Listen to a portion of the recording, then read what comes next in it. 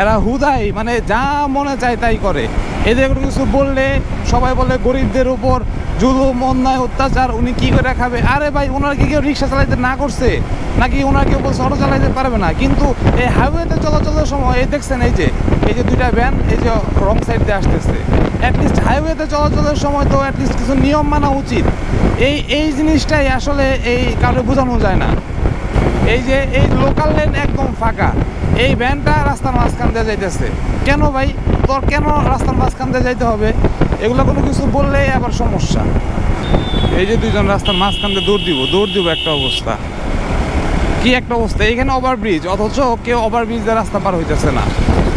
এই যে এই রাস্তা ফাঁকা, অথচ উনি রাস্তার মাঝখান দিয়ে যাইতেছে। এইগুলো দেখার কেউ নাই। মানে আমরা যদি বাই এনি চান্স, ঠিক আছে, ছোট্ট একটা বাইক যদি কোনো চিপাতে ঢুকাই, তাহলে মানুষের কি বলার শেষ থাকে না, মরার শখ হইছে, হ্যান হইছে, ত্যান হইছে, আপনার দোষ, আপনি লাইনের বাইরে ছিলেন। কিন্তু বাদ বাকি মানুষগুলা এই যে নিয়মগুলা ভঙ্গ করছে, যার জন্য আমি বাধ্য হয়ে গেছি, এইটা কেউ দেখবে না। এই যে একদম রাস্তার মাঝখান দিয়ে দাঁড়ায় রয়েছে, এমনি একজন রাস্তার মাঝখানে দাঁড়ায় রয়েছে।